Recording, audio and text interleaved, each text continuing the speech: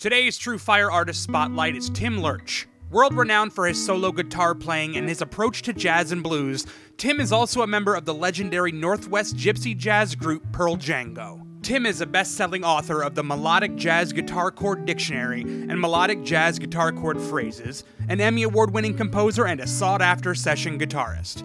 Today, we'd like to feature 3 free lessons from Tim's courses: Solo Jazz Pathways Chordal Improv, Solo Jazz Pathways Harmonic Enhancement, and Jazz Blues Pathways.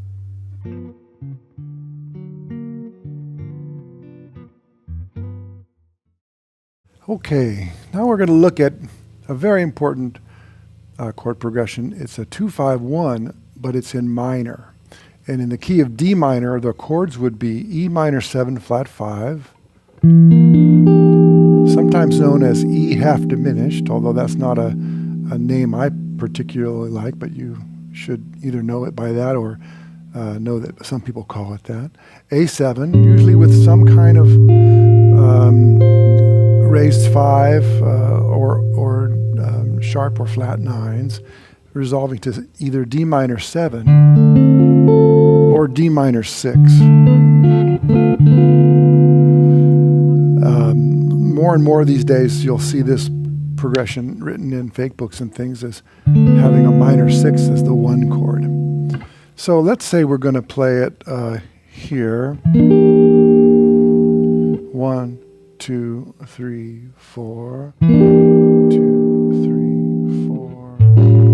A7 sharp 5 in that case, and then D minor 7. Now we're going to add our simple melodies.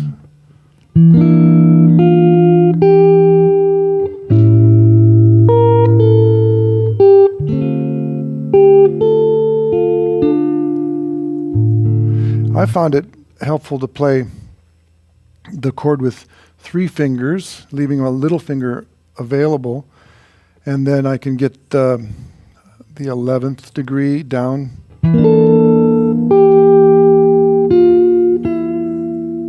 and then on the A7,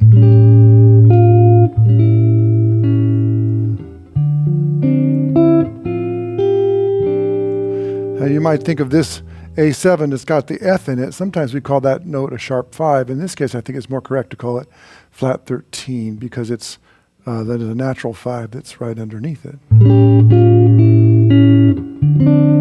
Okay, so we have that little palette of notes that are possible in relationship to this fingering, and then of course all of the A7 things that we talked about before.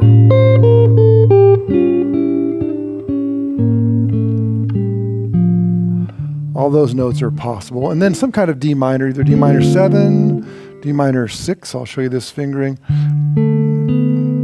That's the 1, the 5, the 6, and the flat 3. Here's a favorite one of mine as well, using some open strings. That's like a D minor 9 with a B note, which is the 6th, and an E note, which is the 9, and then even an 11 if you want to have the G in there. Or you can put the A in. It's a beautiful, lush sound. It might sound something like this. 1, 2, 3, 4.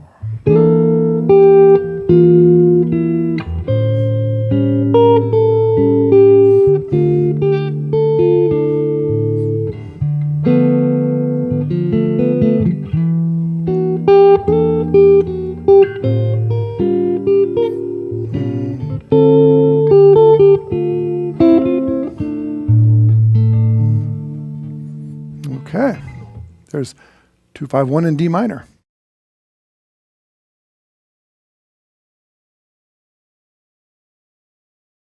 Okay, here's a breakdown on the accompaniment for that basic version of Lady Be Good. The first chord is D major. I tend to use D6-9 here, or any kind of D major, even a D6, or even a D triad. So, and then I'll do a 5 in the bass. And then onto the G7, maybe 5 in the bass there. And then quicker, D major 9, G7, F minor 7, flat 5. We seem to be getting familiar with that F sharp minor 7, flat 5. Then E minor, or here, to A7. We'll talk about some ways to fill this in the next one. And then D6, B minor, E minor 7, and A. That's a very standard 1, 6, 2, 5 turnaround. And then we go back to the top. And I'm, a good, for these simpler chords, just maybe a quarter note pulse. B7, flat 9, E minor, change the bass to A7, and then D6, and then 2, 5 of 4, A minor 7 to D7, on to G. I usually use G6, G sharp diminished, and then D, and then a 2, 5 of 6, B minor, and then E7, 2 dominant, and then E minor, which is the 2, and A7, the 5. Back to the 1. G9 has the melody. G7, F sharp minor 7, flat 5 to B7 up here. Then E minor 7, flat, or E minor 7, A7. And then on the end, I just went 6, 2, 5, 1, 6, 2, 5. Now, if you want to know about some extra melodic variations on a 1, 6, 2, 5, well, there's a nice course by this guy, Tim Lurch, on TrueFire, where I talk about some melodic variations on standard chord progressions, and 1, 6, 2, 5 is one of them. So be sure to check that out. Okay, so that's the breakdown for the simple version of Lady Be Good. Next, we're going to look at a slightly enhanced version, which will allow us to play more bass movement, which is always a good thing when you're accompanying a singer.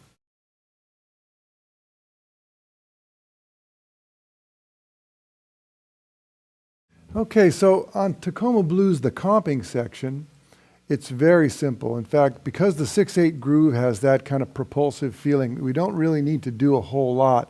And the drummer's kind of doing a lot of pushing and pulling on this one. So I decided to just lay the chords in as best as I could. So I'm using a B flat 7 with no B flat in the bass. I'm just using the middle part.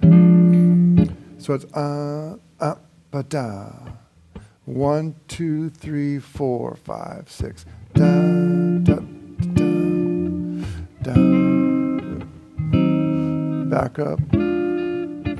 And then these little push chords and E flat 7. These are shapes we've seen before. Now, because the melody was doing what it was doing, I went.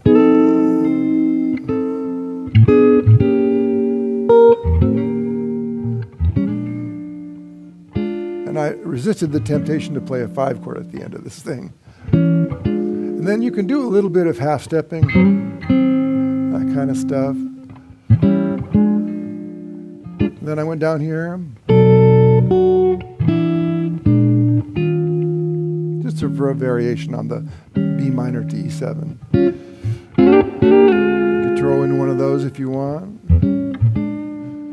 1, 2, 4, 5, 6, 1, 2, 3.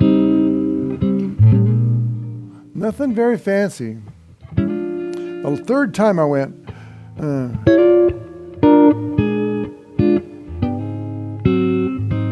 little more melodic.